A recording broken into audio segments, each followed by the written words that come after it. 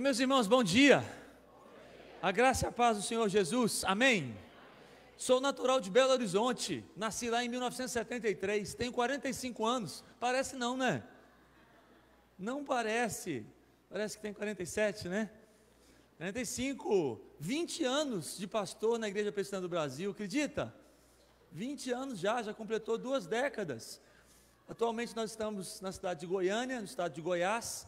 Eu entrei no seminário em 1990, em agosto de 93, e em 94 eu comecei o curso regular lá em Belo Horizonte. Em 94 nosso seminário fazia o curso em 5 anos, aí teve uma reunião do Supremo Conselho em 94 e voltou para 4 anos, louvado seja o nome do Senhor Jesus.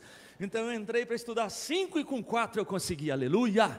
Sempre foi 4, em 90 passou para 5, em 94 voltou para 4. Por causa disso, eu que era aluno do primeiro ano, tivemos que fazer muitas aulas com a turma do segundo ano, porque o segundo ano também tinha entrado para fazer em 5 anos e voltou para 4. Aí teve um achatamento da grade curricular, então eles tiveram que enfiar os 5 anos em 4, e o primeiro e o segundo ano fizeram muitas aulas juntos, de manhã, de tarde, sábado. Eu, natural de Belo Horizonte, conheci um seminarista natural de Governador Valadares. Ficamos amigos, conversávamos. Ele era do segundo ano, eu era do primeiro. Então ele era um ano na minha frente. Em 96 ele formou-se.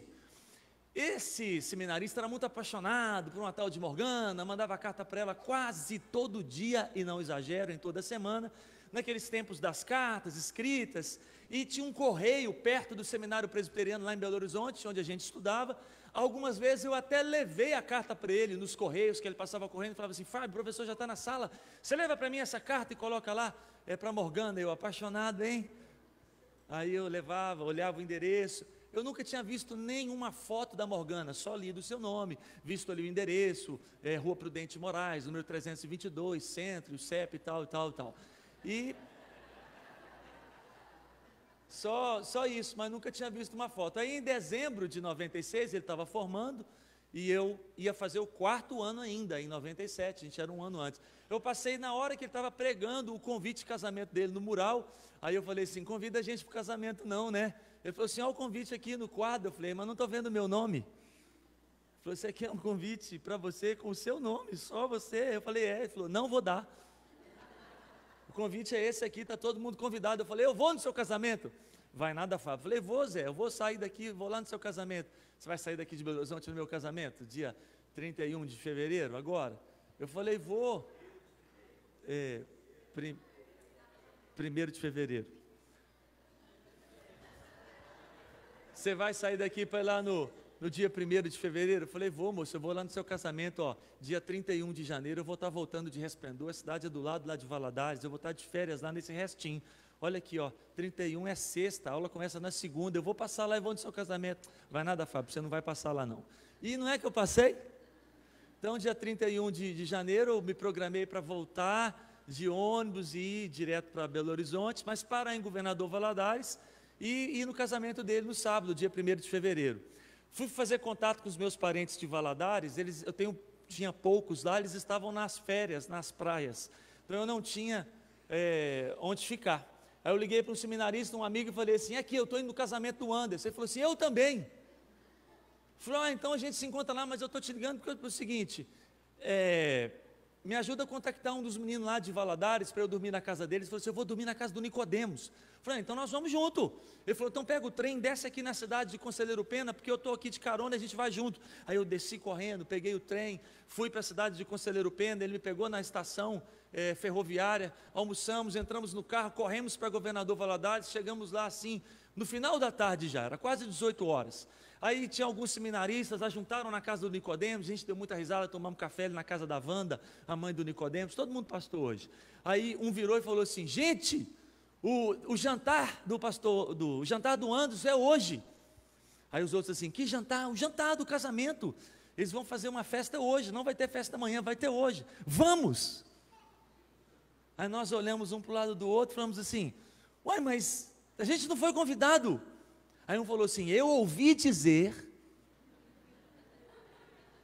que o Anderson disse que seminaristas que estivessem na cidade podiam ir no jantar. Para nós que somos seminaristas, um ouvi dizer é um convite escrito para ir comer em algum lugar. Nós fomos entre 16 e 18 seminaristas, tanto na sexta quanto no sábado. Aí nós fomos juntos para a sexta, a gente encontrou lá no dia 31, por isso que eu confundi na hora da data ali, porque essa data me marca muito, 31 de janeiro, era no Colégio Imaculada Conceição, lá da cidade de Governador Valadares. Quando a gente chegou, estava um monte de gente na porta do ginásio, a mãe dele era coordenadora da escola, então eles fizeram um jantar ali, devia ter uns 250 parentes deles lá, e uns 18 seminaristas que não foram convidados. Quando eu cheguei, que eu vi aquele tanto de gente, falei assim, gente, vamos esperar o pessoal entrar. Aí um virou e falou assim, não, vamos entrar junto, que é bom que eles não veem que a gente entrou. Eu falei, vamos ficar aqui fora, se tiver um cerimonial na porta pedindo convite, nós vamos passar mó carão. Vão ver o Anderson primeiro. Aí topou, ele topou, o outro topou, ficamos 3. Na hora que esvaziou, a gente viu o Anderson na porta. Eu falei, agora vamos lá, a gente abraça o cara e a gente entra, ele é o dono da festa. Ele põe nós para dentro. Aí eu cheguei primeiro, abracei ele e falei assim, eu disse que eu vinha no seu casamento. Aí, não, Fábio, não sei se você estava feliz ou assustado. Seja bem-vindo. Quase que ele falou assim, o casamento é amanhã, né? Aí eu já falei antes, que eu vi que ele estava assim um pouco assim, eu falei assim, o negócio do jantar foi os meninos aí que disseram que a gente podia vir, eu vim para ir no casamento amanhã. Não, Fábio, fica à vontade. Você trouxe blazer? Eu falei, trouxe blazer? Eu trouxe. O que você quer com blazer? Ele falou assim, entra amanhã de testemunha com a minha cunhada? Você entra? Eu falei, eu entro. Que hora é o seu casamento? 20 horas. Eu falei, fala com ela que 7h30 eu vou estar lá. Ele falou assim, havia um primo aí, ia entrar com ela, mas morreu um parente deles lá. Esse final de semana eles ligaram que não vão vir mais. Olha Deus tomando medidas drásticas. Ele é Deus, né? Mas que quiser, teve que morrer um. Aí ela arrumou todo, vestido tal, e estava aí sim. Eu falei, primeiro seminarista que aparecer aqui, solteiro. Aleluias. Eu vou pedir para entrar com você. Aí eu nem perguntei o nome da menina, falei, fala com ela que amanhã às 7h30 eu estou lá na igreja. Entramos, sentamos, e a gente está lá conversando, juntamos as mesas lá e dando muita risada lá. Aí antes de servir o jantar, encerro a história aqui, veio o pastor Anderson andando de mão dada com a moça, desviando das mesas assim, no meio do salão. Eu liguei o radar na hora, estava de férias, o radar estava desligado, ele apareceu na hora assim, focalizou a moça, comecei a puxar todas as suas informações, e acionei o serviço secreto. Os meninos perceberam quando o Anderson chegou, e eu olhando assim, vidradão para ela, e na hora embaralhou um pouco a vista. Eu falei assim, gente, será que aquilo é a noiva? Aí eu procurei, não, a noiva está lá. Meu Deus, é a cunhada. Que ele vinha de mão dada com ela assim, puxando. Aí na hora que chegou perto, aí ele falou assim, Fábio, essa aqui é a minha cunhada, vai entrar com você amanhã de testemunha. Aí ela foi, estendeu a mão, muito prazer, meu nome é Janaína, muito obrigada por entrar comigo amanhã no casamento. Aí eu já comecei, né? Aí eu, que isso?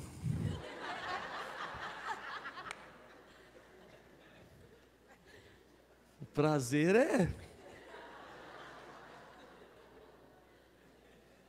todo meu.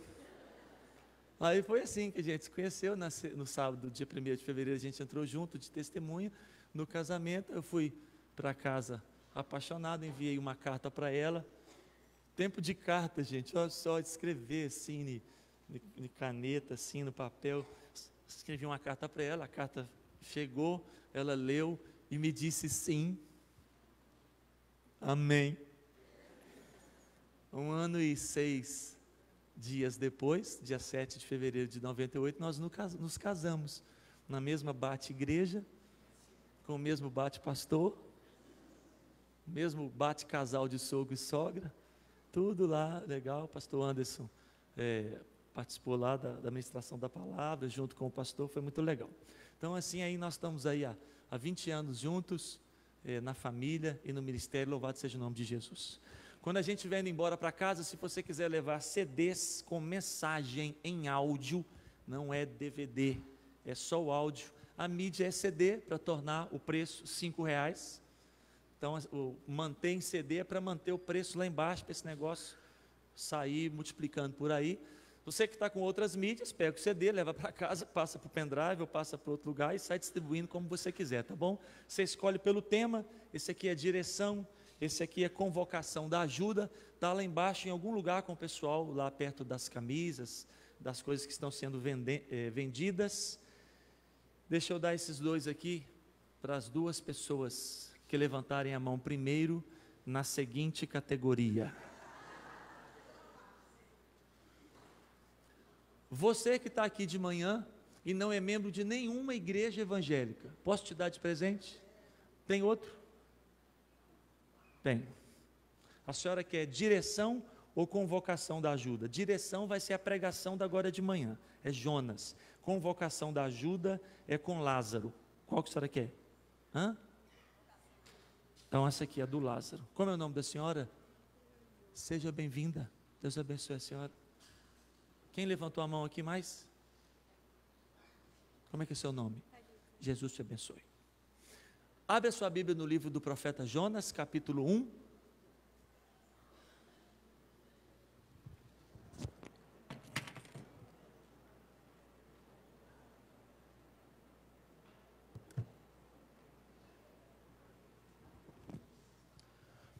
O livro do profeta Jonas faz parte de uma classificação de 12 livros que são chamados de profetas menores. A Bíblia toda tem 66 livros. Quantos livros tem a Bíblia toda? 66 livros. No Novo Testamento, o lado de lá, de Mateus para frente, tem quantos livros? 27. O lado esquerdo, o lado de cá, Antigo Testamento, tem quantos livros? 39. Os 39 são divididos em 5 livros da lei, que são os primeiros 5 livros da lei, escritos por Moisés, ou Torá. Vamos falar os 5? Gênesis, Êxodo, Levítico, Número, Deuteronômio. Depois vem, seguindo a ordem, que está impressa na folha de papel, 12 livros históricos. Eles são classificados assim quando a gente vai estudar.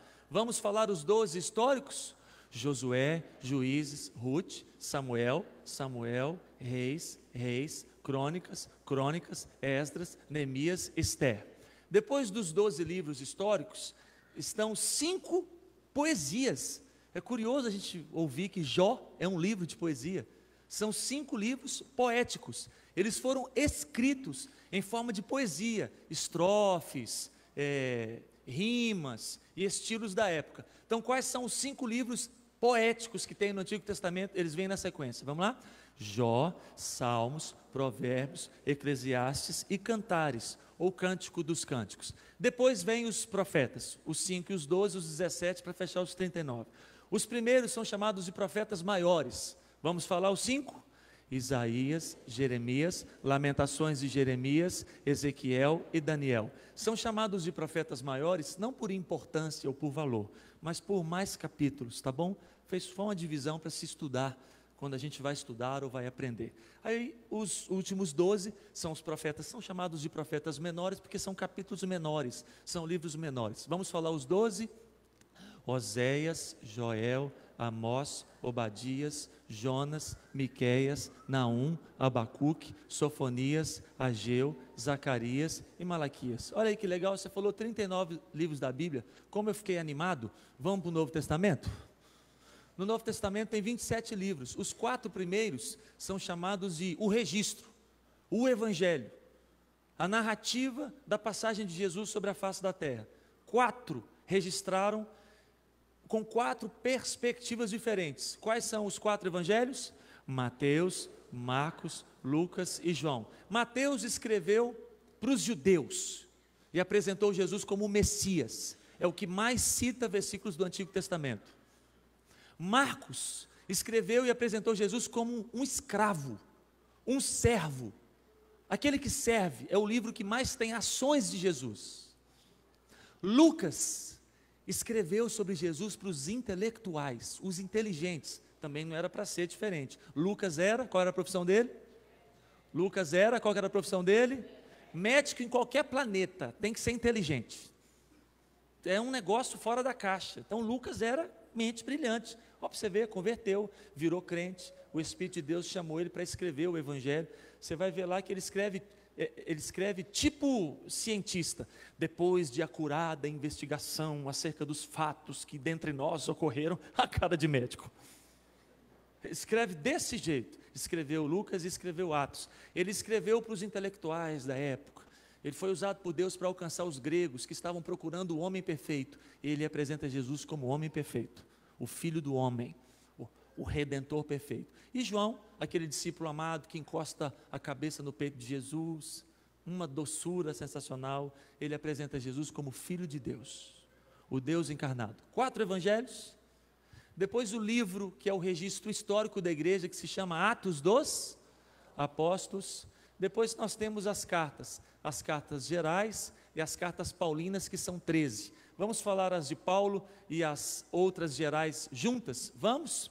Romanos, Coríntios, Gálatas, Efésios, Filipenses, Colossenses, Tessalonicenses, Timóteo, Tito, Filemão, Hebreus e Tiago. Falamos todas juntas as 13 paulinas e as cartas gerais, e Apocalipse é classificado como uma profecia, um profeta no Novo Testamento, alguém que anuncia as coisas futuras que deviam acontecer. Vamos ler o profeta menor Jonas. Abre a sua Bíblia, capítulo de número 1, versículos de 1 a 3, põe os seus olhos e vamos ler. Vamos ler juntos? Eu vou ler com vocês, eu vou até ficar aqui embaixo, está lá na tela, olha, e eu vi que a tradução lá é a mesma que está na folha de papel comigo, então você pode ler na sua folha de papel, pode ler na tela do seu celular, mas se quiser ler na tela que está lá na frente, a gente lê junto. Vamos lá? Jonas 1, de 1 a 3. Veio a palavra do Senhor a Jonas, filho de Amitai, dizendo: dispõe-te, vai à grande cidade de Nínive e clama contra ela, porque a sua malícia subiu até mim. Jonas se dispôs, mas para fugir da presença do Senhor, para Tarsis, e tendo descido a Jope, achou um navio que ia para Tarsis. Pagou, pois, a sua passagem e embarcou nele para ir com eles para Tarsis, para longe da presença do Senhor. Aquela frasezinha no final ali, para longe da presença do Senhor. É coisa boa ou coisa ruim? Ruim demais. Se acontecer com a gente está morto. E aconteceu com um profeta, um servo de Deus. Jonas faz parte de algumas partes e personagens da Bíblia que o pessoal tem muita dificuldade de acreditar. Então tem passagens bíblicas que tem uma turma aí que, não dá para acreditar em Jardim do Éden, criou do pó da terra, não dá para acreditar em dilúvio, esse negócio de arca, botar os bichos lá dentro e tal, não dá para acreditar em Jonas. Jonas sempre aparece, sempre. O pessoal que não consegue acreditar, o Jonas sempre aparece. Não dá para acreditar que alguém ficou... O Jonas sempre aparece por causa de quê? Por que você acha que o Jonas sempre aparece na conversa? Por causa da arca, no Jardim do Éden, por causa da... E o Jonas, por que aparece o Jonas? Por que sempre aparece o Jonas? Quando o pessoal fala assim, não dá para acreditar aqui. Por que sempre aparece? Porque tem uma história de um peixe, que ele ficou lá, onde no peixe? Agarrado no rabo, fisgado na boca, agarrado no dente. Não, o texto bíblico diz que ele ficou onde? Ficou lá, como diz lá em Minas, no estambo. Ficou na boca do estambo. E ele hospedou lá um final de semana, foi sexta, sábado e domingo. Foi 3 dias. Pensão completa, café da manhã, almoço e janta, tudo lá, com direito a tudo, a piscina da baleia lá dentro, tudo. 3 dias hospedado lá, o pessoal tem dificuldade de acreditar.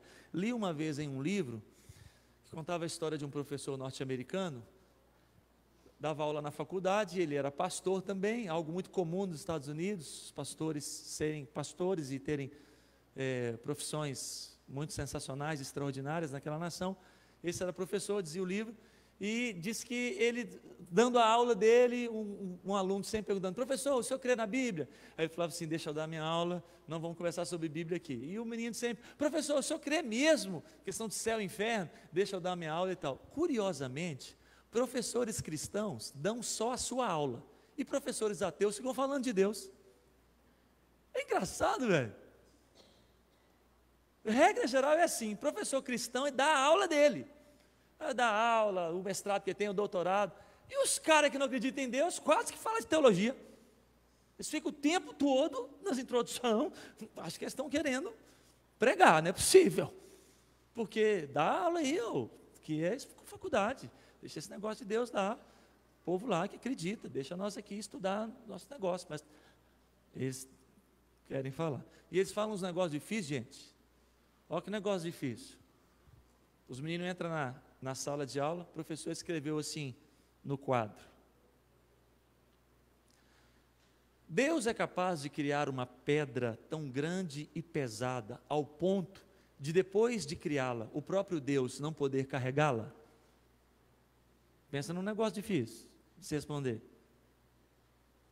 Às vezes eles colocam assim no quadro: Deus é capaz de construir um muro tão alto e espesso, o suficiente ao ponto de, depois de construir esse muro, o próprio Deus não conseguir transpô-lo ou ultrapassá-lo.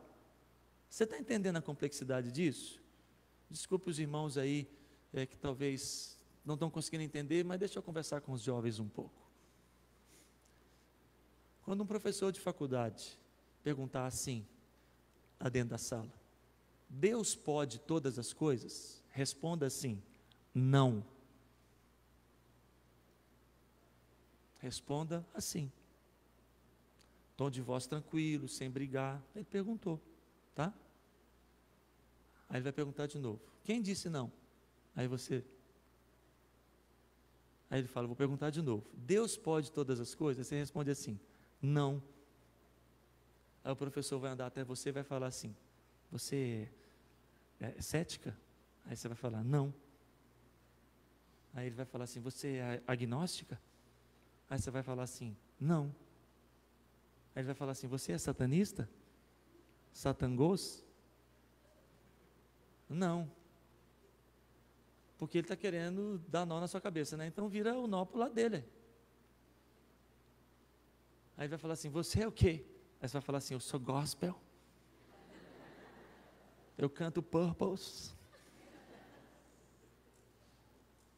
Aí ele: não entendi. Eu te perguntei se Deus pode todas as coisas. Se você respondeu, aí você disse não. Aí ele vai te perguntar: por que não? Aí você fala assim: porque a lista é grande. Tem um monte de coisa que Deus não pode. Deus não pode desaparecer. Deus não pode enviar outro Jesus. Deus não pode não cumprir o que Ele escreveu na Bíblia. Ele não pode não cumprir. Ele não pode não cumprir o que Ele escreveu na Bíblia. Deus não pode mentir. Deus não pode pecar. E professor, se o senhor passar a vida toda xingando Deus, dizendo que Ele não existe, se no último dia de vida do senhor, deitado no leito de enfermidade, o senhor chorando, olhar para o céu e falar assim: Deus, me perdoa, Deus não pode não perdoar o senhor. Pronto, na classe. Ele vai deixar você sossegado o resto do curso.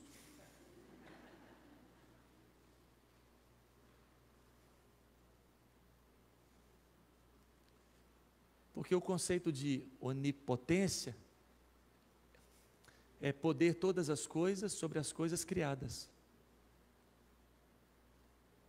Ele pode todas as coisas sobre aquilo que Ele criou. Esse é o conceito de onipotência. E não o que está na cabeça do professor para fazer essa pergunta que não tem resposta. Porque se Ele não consegue construir uma pedra que Ele não pode carregar, depois Ele não pode todas as coisas. E se Ele... Você entendeu? Pronto. E ama o seu professor, amém? Ama ele. Que você, aluno cristão, seja o que melhor trata o seu professor ateu, no nome de Jesus. Porque nenhum outro aluno daquela sala tem o amor poderoso de Deus no coração, você tem. Deixe o seu professor ateu sentir que o aluno que mais o ama na sala é você. Leva maçã para ele. Argentina, grandona.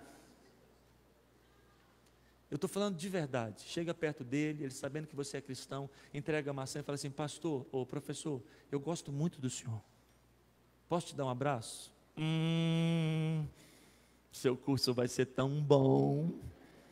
Ainda tem esse lado ainda, você está entendendo? Você está entendendo esse lado? Na hora que você faz a prova, ele te dá uma nota alta. Ele gostou de você. Mesmo ele pensando diferente. Voltar no Jonas. Aí o professor lá crente falou com o aluno assim: deixa eu dar a minha aula. Um dia ele está escrevendo no quadro, o aluno falou assim: professor, só hoje, por favor, o senhor acredita na Bíblia toda? Aí ele olhou para o aluno, dizia o livro que eu lia, professor norte-americano, universitário, falou assim: só hoje eu acredito na Bíblia toda, do começo ao fim. O senhor acredita em Jonas? Acredito no Jonas. Todo mundo que está lá, deixa eu dar a minha aula. Professor, por favor, explica para nós, como é possível um homem ficar na barriga de um peixe, 3 dias e 3 noites, é impossível, explica, como é que o senhor consegue acreditar nisso? O professor falou assim: vou dar a minha aula, última resposta, eu consigo acreditar, eu não sei como é que isso aconteceu, se eu lembrar, quando eu chegar no céu, eu pergunto para o Jonas, deixa eu dar a minha aula. Diz o livro que quando o professor virou para o quadro, ouviu a voz do aluno assim: mas e se o Jonas não estiver no céu? O professor virou e falou assim: aí então você mesmo pergunta para ele.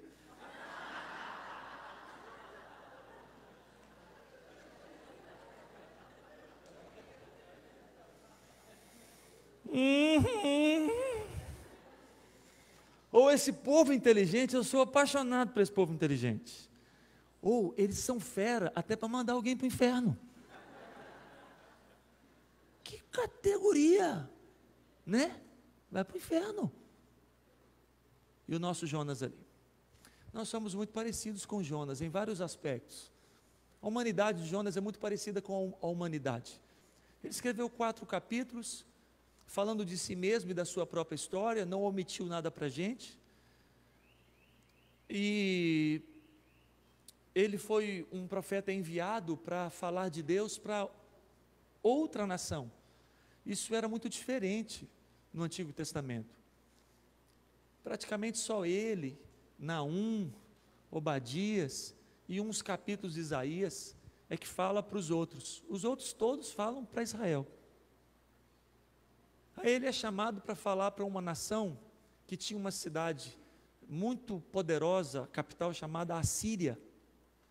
E essa nação era Nínive, era capital muito famosa chamada Nínive, e essa nação era a Assíria, os assírios. Nínive era uma cidade cosmopolita, muito rica, muito forte, e a Assíria era uma nação muito forte naquela época. E Jonas é chamado para ir lá falar de Deus para eles. O livro do profeta Jonas nos ensina muito acerca da vontade do Senhor. Então, se fosse colocar um tema na mensagem, seria a vontade de Deus para nós. Mas, numa reflexão de domingo de manhã, a gente não vai, num congresso de jovens, nós não vamos conversar sobre vontade teológica, vontade salvífica. Vamos conversar sobre qual que é a vontade de Deus para você casar com quem? Que agenda que Deus tem para você, casamento? Vamos conversar sobre isso. Qual que é a agenda de Deus para você? Profissão, trabalho, estudar, fazer o quê? Qual a cidade que o Senhor quer que você more? Será que você não concorda comigo que isso também é vontade do Senhor para nós? Sem levantar a mão ou manifestar, será que você concorda comigo que nós crentes, a gente está mandando demais na nossa vida? E o Senhor tem sido o Senhor só nas letras dos cânticos e dos hinos, porque o Senhor das nossas escolhas temos sido nós mesmos, e é por isso que nós estamos tudo lascado. Vida nossa de crente, alguns de nós crente pitimbadíssimo,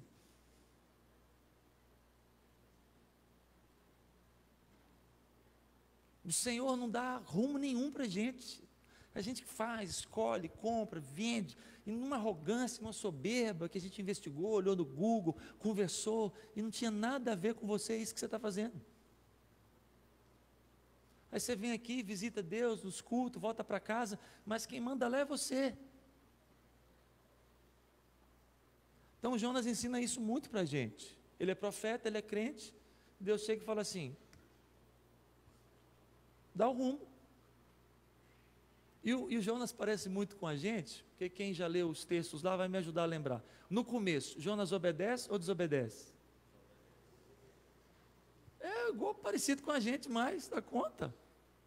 Desobedece, não quer fazer, e foi claro a direção. Então vamos pegar o Jonas hoje de manhã, a mensagem é a vontade de Deus para nós. Às vezes essa mensagem sai gravada, direção, às vezes ela sai gravada no nome das 3 cidades que aparecem, Nínive, Jope e Tarsis, que apareceram no texto que nós lemos. Então vamos passar pelas 3 cidades. A primeira cidade que aparece é Nínive. Veio a mim a palavra do Senhor dizendo, Jonas, vai para a cidade de Nínive. Jonas se dispôs e foi para Tarsis. Chegou à cidade de Jope e procurou o navio que ia para Tarsis. Mas a vontade de Deus para ele era Nínive. E ele foi para... Jonas é ímpio ou ele é crente? Jonas é incrédulo ou ele é crente? Jonas é alguém que não conhece a Deus ou Jonas é alguém que conhece a Deus? Logo, quem conhece a Deus e quem é crente também desobedece a Deus. Como os ímpios, como os incrédulos, como quem não conhece a Deus. Regra geral, o novo convertido mexe muito com a gente. É muito bom a igreja ter sempre novo convertido, sempre, eles dão um gás na igreja que é muito legal. E o maior gás que eles dão para a gente é, o novo convertido, ele quer saber o tempo todo qual é a vontade. É muito legal. Ele fica o tempo todo em volta da gente, dizendo que está orando, perguntando para Deus, buscando a Deus. E nós que somos crentes há muito tempo, a gente está assim, eu parei de fazer isso.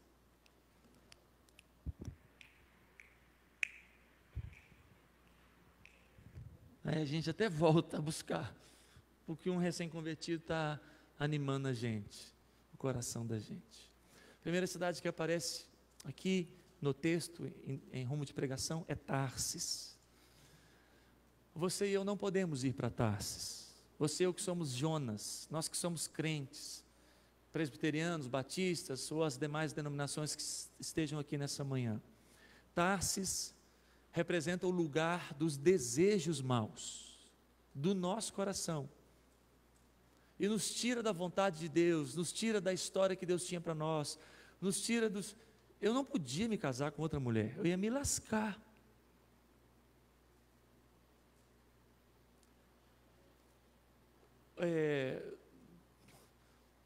Deixa eu ver se eu consigo passar isso para você. A função pastoral, ela tem alguns fatores de limitação que a mulher que vai casar com o cara, ela tem que saber. Exemplo, ela não vai poder morar no lugar onde ela quer morar. Ela não vai poder escolher se vai ficar perto ou longe dos seus familiares. Mulher de pastor não tem a opção, não quero ir na igreja. Ela não tem essa opção, estou cansada, não quero ir. Ela tem que ir. Imagina a igreja, um domingo a esposa não vem, outro domingo a esposa não vem, outro domingo a esposa não vem. O pessoal está assim, nem a mulher dele está aguentando ouvir ele mais. Então tem várias coisas que ela não tem a opção de escolher. Tá, algumas outras mulheres também entram nessa história, mulheres de funcionários de banco, forças armadas, também tem essa situação. Então o pastoral tem isso com um plus. E às vezes você está no seminário e você está solteiro, você é bonito, você parece com Reinaldo Gianecchini.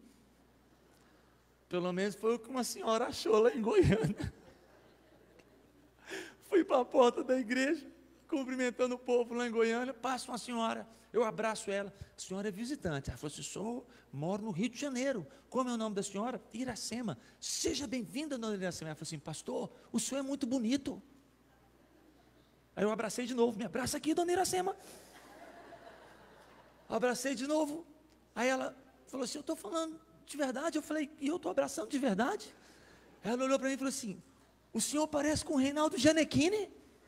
Eu falei assim, espera um pouquinho que eu vou chamar a Janaína. Eu fui lá, peguei a Janaína, eu trouxe ela e falei assim, Jana, apresentar a dona Iracema. Dona Iracema, essa é a minha esposa Janaína. Aí ela virou e falou assim, Janaína, muito prazer, o seu esposo é muito bonito. Aí eu, é o que eu queria. Aí ela falou assim, aí eu estou assim, fala Reinaldo, fala. Ela falou assim, ele parece com o Reinaldo Gianecchini. Falei, aleluia, que unção poderosa, que derramar de Deus. Aí a Janaína, eu também acho. Fui contar para os meus filhos, todo feliz. Aí a primeira pergunta deles, ela usa óculos? Falei, usa. Enxerga não, pai? Senhora, de óculos, está enxergando nada não. Às vezes você está embaralhada. Então quando você é seminarista, você está falando e está ministrando, você é solteiro, a moça solteira está sentada, apaixona. Ou você vai casar com o pastor, você está ligado no movimento? Você sabe o que é isso? Aí o pastor tem que saber também, você tem que orar, Zé. A mulher que vai casar com você, ela tem que ter um chamado junto com você. Então assim, qual que era a vontade do Senhor para a minha vida? Eu orava e perguntava. E eu falava assim, Deus, o Senhor vai ter que montar a história. E não é que Ele montou? Mas no meio disso, teve Tarsis. Tarsis, o lugar dos desejos. Desejos maus, é coisa boa ou coisa ruim? Coisa ruim. E sabe qual que é o nosso desafio? É que aquilo que a gente deseja não parece que vai lascar a gente. Porque a gente analisou, pesquisou o rótulo, o invólucro, é todo bacana. Por isso que a gente desejou. É lógico, você e eu não desejaríamos coisas ruins. Você e eu não desejaríamos coisas que não tivessem boas aparências. Só vira desejo na gente se parecer bom. Ô pastor, você está pregando o óbvio. Mas tem hora que tem que sacudir no óbvio. Você não deseja o que é fraco, você não deseja o que é barato, você não deseja o que é feio. Se você desejou, é porque você gostou. Aí você olha para a Bíblia fala assim, não presta. Aí você fala assim, peraí, Senhor, o Senhor olhou direito, olha que coisa boa. É tão boa que eu desejei, eu estou querendo comprar, eu estou querendo levar, eu estou querendo assinar o contrato, eu estou querendo estudar, eu estou querendo pegar na mão e beijar na boca. Aí Deus fala assim, é fria, Zé. É porque Deus ele tem um olhar que nós nunca teremos. A gente vê 2018, Ele está vendo aquilo ali 2025. Quem tem condição de ver 2025? O Senhor tem. Ele está vendo aquilo ali 2037, é fria. Aí Ele só quer, Deus não quer tirar o seu prazer, Ele só quer te livrar das confusões. Às vezes tem que esperar. E às vezes parece que Deus enfilera um monte de não na vida da gente. Tem hora que parece que a gente recebeu a unção do não. É um atrás do outro, os não vêm de turma. Segura a sua onda. O sim de Deus te abençoa. O não de Deus igualmente te abençoa. Tarsis é o lugar dos desejos maus. Pastor, por que nós vamos chamar Tarsis de lugar de desejos maus? Nós vamos chamar porque Jonas ele está conscientemente indo para um lugar que não era o que Deus tinha para ele. Aí ele escolhe esse lugar. O texto que nós lemos diz que ele está na cidade portuária de Jope procurando um navio que vai para Tarsis. Quem está procurando um navio que vai para Tarsis quer ir para onde? Cubatão, Santos. Você está procurando um navio que vai para Tarsis, ele quer ir para onde? Ele quer ir para Tarsis, olha só. Aí a gente vai estudar o texto. Por que ele quer ir para Tarsis? Uma cidade que ficava ao sul do que hoje se chama território espanhol, uma viagem longa de navio. Aí nós vamos estudar a cidade de Tarsis, uma cidade onde a moeda era forte, onde tinha muita oferta de emprego, uma cidade onde eles aprenderam a trabalhar os metais e transformá-los em armamentos bélicos, lanças, espadas, couraças, capacetes, armaduras. Então a indústria de guerra ela era muito forte. Guerra na história da humanidade sempre deu muito. Já ouviu isso? Você já ouviu essa frase que eu estou falando aqui na frente da igreja? Guerra na história da humanidade sempre deu muito dinheiro. Então Tarsis ela entrou nisso. Por que Jonas está querendo ir para lá? Porque Jonas sabia que enquanto ele obedece a Deus, ele é sustentado por Deus. Sabia que ele ia desobedecer, ele que ia sustentar a si mesmo agora. Ele escolheu uma cidade onde ele pudesse ter um trabalho. Ele escolheu uma cidade onde ele pudesse agora dirigir Uber e não mais dirigir o culto. Ele sabia que saindo da vontade de Deus, toda a provisão de Deus interromperia. Então era um desejo dele, um plano dele. Só que a legenda do filme embaixo diz assim, que ele estava indo para longe da presença. Longe da presença do Senhor, é coisa boa ou coisa ruim? Mas e se a gente ganhar muito dinheiro? É coisa boa ou coisa ruim? Ter muito dinheiro longe da presença do Senhor? É ruim. Mas e se eu casar com uma mulher muito bonita, de tão bonita que ela é, um olho é verde e o outro é azul? Casei com uma mulher muito bonita, mas longe da presença do Senhor, é coisa boa ou coisa ruim? Tudo nessa vida e na face da terra, vivido longe da presença do Senhor, é ruim. É tão ruim que as pessoas pulam dos prédios, tendo muito mais coisas que você tem, que eu tenho. É tão ruim, a vida está tão ruim, o apartamento está tão ruim. Aí você vai lá e fala assim, meu Deus, como é que pula de um apartamento desse? A varanda de frente para Ilha de São Vicente, e a pessoa não quer mais nada daquilo, ao ponto de tirar a sua própria vida. Uma conta bancária com milhões para dividir entre a turma, são milhões. Por que perdeu a vida? Porque estava longe da presença. Então o crente ali, o Jonas, o profeta ali, ia experimentar isso, e estava indo, e não queria nem saber.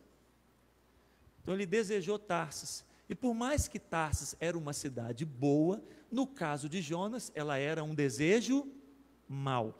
Você consegue perceber que tem coisas na face da terra que são boas, mas que para nós podem ser desejos maus, porque está tirando você da agenda de Deus, do plano de Deus, da presença de Deus. Então não é o curso de arquitetura que é mau, ele é bom. Não é o curso de medicina que é mau, ele é bom. Mas no seu caso, é um desejo. Você está conseguindo entender isso? Ficou um pouco confuso agora, eu sei. Não é que aquela moça que eu poderia me apaixonar por ela antes da Janaína, ela era má. Mas no meu caso, na minha história, na minha agenda, era Tarsis, o lugar dos desejos. Eu não podia casar com aquela dona. Eu me lembro uma vez que eu fui em Vitória, no Espírito Santo, se eu contei essa história para a Janaína, e eu passei na casa dos meus familiares, na região de Cariacica, Campo Grande, lá em Vitória. A gente ficou um tempo na praia, e eu fui embora para Resplendor, essa cidade mineira. Aí de repente me deu vontade de passar de novo em Vitória, abraçar os meninos e voltar para o seminário. Aí eu fiz isso. Quando eu voltei, ia ficar só o final de semana, acabou o culto de jovens no sábado, levaram a gente para jantar, colocaram a gente numa mesa do apartamento lá, muito bacana, e logo eu vi que eles estavam montando um negócio para mim. Nenhum pecado nisso, porque só tinham casais, e só tinha uma moça solteira, e eu. Aí todo mundo rindo, colocou a moça do meu lado, colocou a cadeira dela, e a gente sentou, e eles fazendo o jantar lá, vamos deixá-los conversar. Aí o negócio não engatilhava, não andava, e aí levaram a gente para a praia de Camburi, e deixaram a gente assentado na praia. eu virei para ela e falei assim: olha, não conheço você, você deve ser uma pessoa muito bacana, mas eu estou orando e pedindo que o Senhor me leve a conhecer a minha esposa e que Ele faça o mesmo com você no nome de Jesus. Que Ele te abençoe, te ajude a encontrar o seu esposo, o seu marido, e que você seja muito feliz e que Ele me ajude também. Vamos orar nós dois, um pelo outro? Ela fechou a cara e falou assim: ora só você por nós dois. Eu falei: então tá bom, então eu vou orar por nós dois. Aí eu orei, e quando eu terminei a oração, ela levantou, eu levantei, a gente saiu, a gente voltou, aí ficou aquele clima ruim. Procurei ser gentil, procurei tratar bem a situação e não machucar ninguém. Quando eu voltei para Belo Horizonte, passou alguns dias, eu recebi uma carta, e na carta, ela me agredia com a vontade do Senhor, e ela falava e dizia que ela tinha uma revelação de Deus, que eu era o marido dela, e que se eu desobedecesse à vontade de Deus, a minha história seria destruída. Eu recebi uma carta ameaçadora, eu me senti o 007 sendo ameaçado.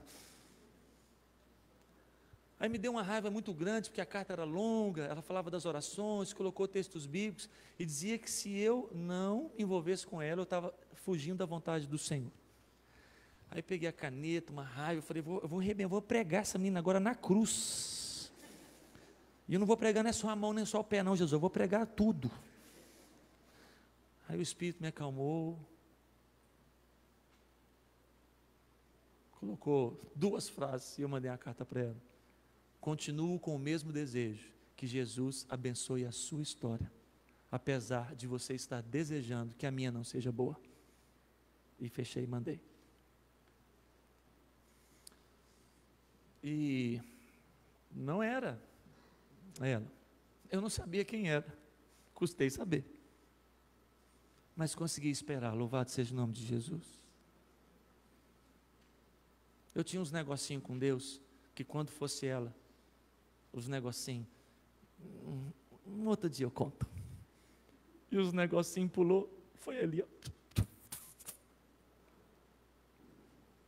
Coisas de acampamento, que a gente conta para os jovens no acampamento, que o culto vai até meia-noite, aleluias.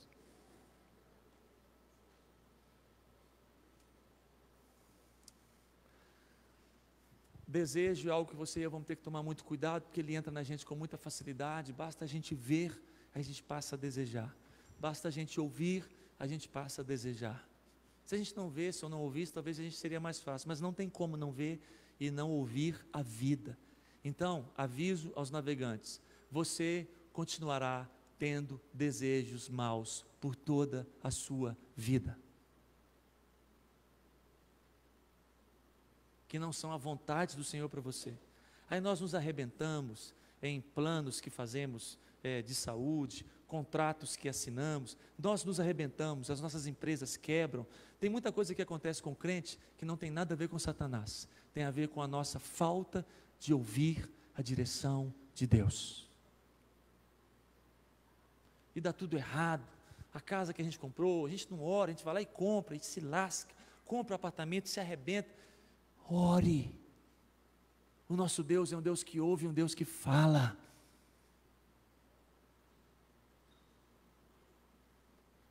Eu estou falando de namoro, de compra, estou falando de coisas da vida, que Deus te ajude a viver melhor a sua vida, em nome de Jesus, aqui na ilha de São Vicente.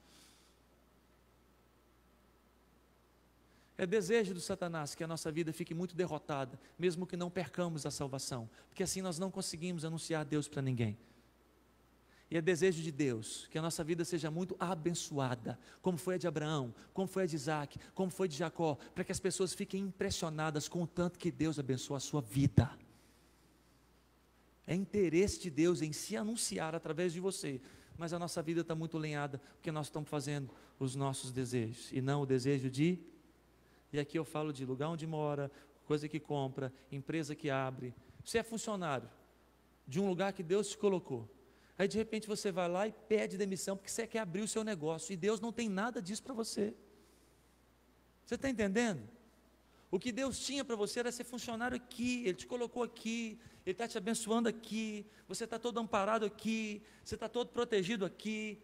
Ah, mas você não está satisfeito com o seu salário? Devia arrumar seu coração. Você está insatisfeito com aquilo que Deus te deu?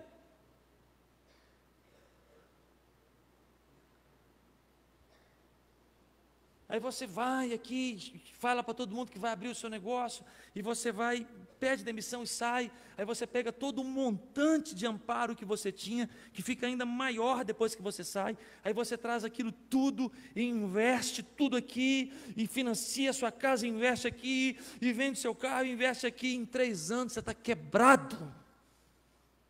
Pensa em quem fez isso.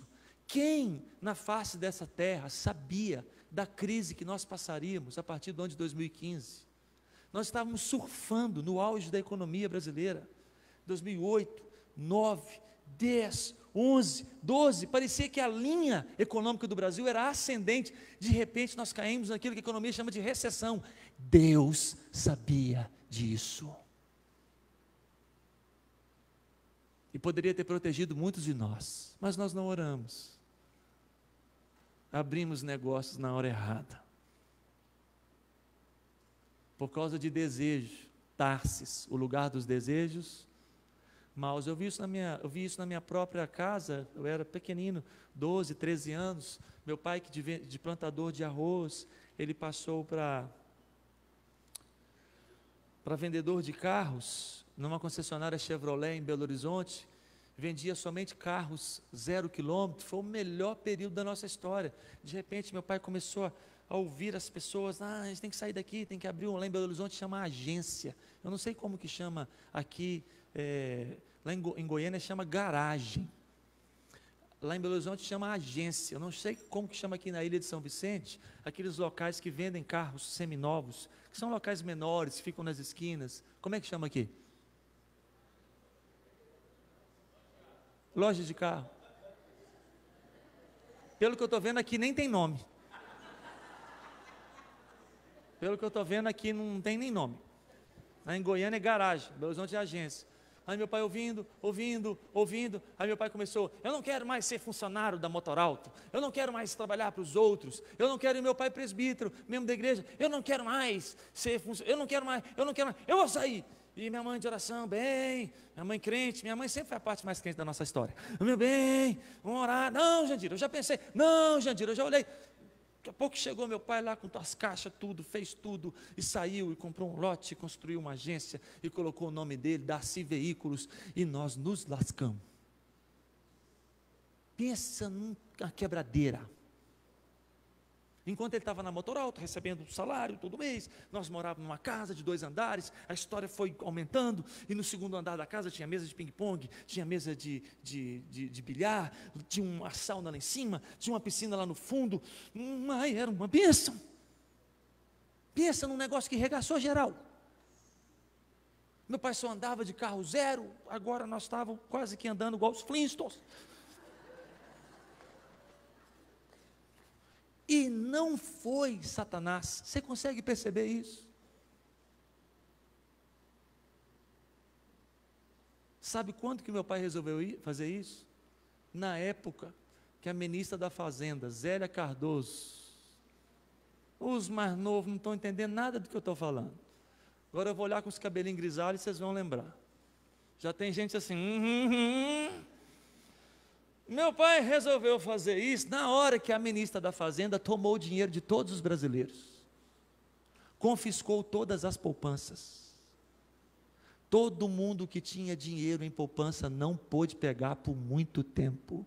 Meu pai se lascou, e nós também. Aquilo era a vontade do Senhor para o meu pai. Vamos arrumar aqui um negócio aqui na nossa declaração. Nós crentes, nós estamos desse jeito. Você vai generalizar, pastor? Claro que não, mas é muita gente. Nós estamos desse jeito. Quando dá certo, quando funciona, a gente fala assim: eu sabia, eu analisei, eu vi, eu conversei, eu fui atrás. Quando dá certo, quando dá certo, a gente fala assim: eu te falei, eu falei. Quando dá certo, nós crentes, quando dá errado, a gente fala assim: foi da vontade do Senhor. Deus quis que fosse assim, mas não quis mesmo, foi da sua burrice. Você está chamando de vontade do Senhor aquilo que você fez. Você namorou com quem Deus não queria. Você noivou com quem Deus não queria.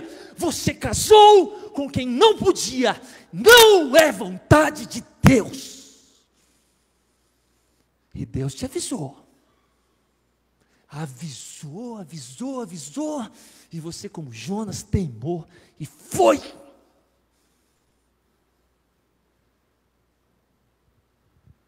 Vocês que estão mais novinha, vê se ora.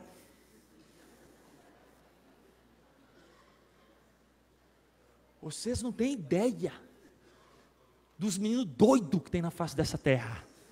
Doido. Os caras são tantã.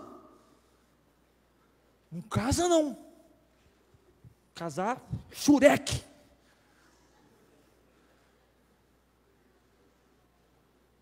Ora, pergunta para o Senhor. Ele vai falar assim, não. Parece outro, ele vai falar, não. Você vai estar orando já no 73 e Deus, não. Vai por mim. Espera. Tarsis é o lugar dos desejos maus.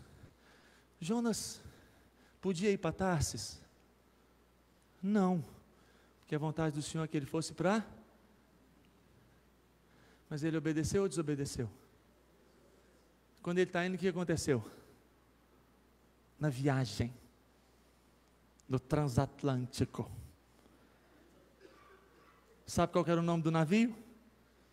Titanic. Aí o Jonas, profeta do Senhor, foi lá para proa, ou polpa, sei lá.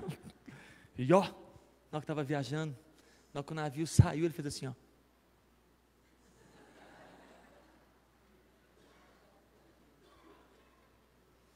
Vai para você ver, Jonas. Vai lá para você ver. Tarsis é o lugar dos desejos maus. Apareceu aí no meio uma cidade portuária chamada Jope. Tipo Ilha de São Vicente, Santos. Jope mantém esse nome até hoje. A Bíblia é chique demais, né? E o povo não quer acreditar no Jonas. Jope mantém esse nome até hoje, é uma ilha grega. Pesquisa lá depois. Conta-se que o nome Jope significa beleza. E a beleza é do litoral. Dizem que além da beleza do mar, tem uma beleza nas formações rochosas e montanhosas. Aí deram o nome da cidade de, olha que beleza, no sentido de bonita demais. Jonas está em Jope. Deixa eu acelerar aqui, né? Tem que acabar com Nínive. Você vai entender aqui, ó. Fazer aqui o teatro. Fazer aqui um mapa. Aí você vai entender.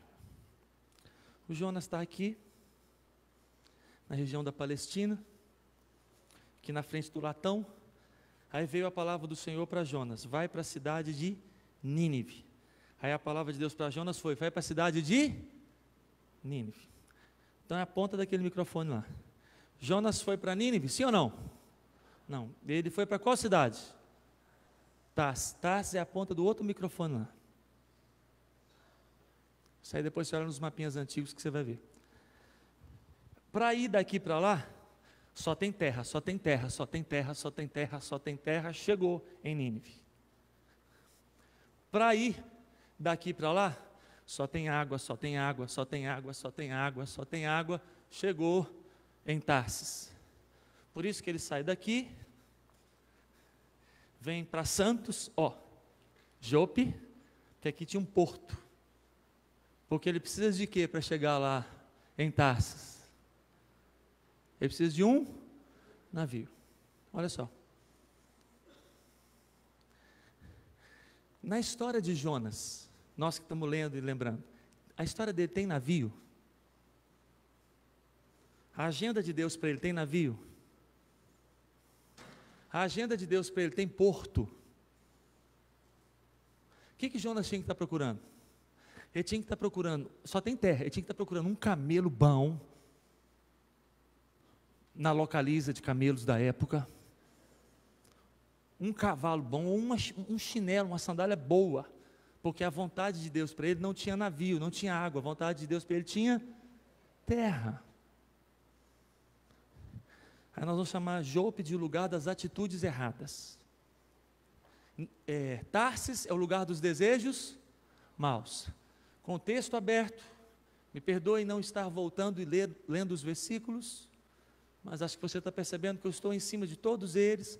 Agora a gente está no 3, dispôs, foi para a cidade de Jope, encontrou ali um navio que ia para Tarsis, embarcou nele indo para Tarsis, então nós estamos em Jope, versículo 3. Aí está procurando um navio. Vamos pensar assim, por que Jope é o lugar das atitudes erradas? Porque não era para ele estar ali, então tudo que ele faz ali é errado.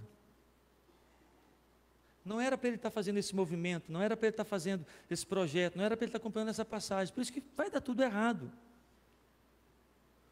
A oração que a gente faz em Jope, ela é errada. Vamos pensar Jonas em Jope, Deus, Israel, me abençoe agora para que eu possa comprar uma passagem, que eu possa conseguir uma passagem para que eu vá para Tarsis. Essa oração está errada. Você consegue perceber isso? A atitude dele em oração está errada. Porque se ele parar de orar, Deus vai falar assim: o que você está fazendo aí? Não tem passagem. E olha que aviso difícil eu vou te dar.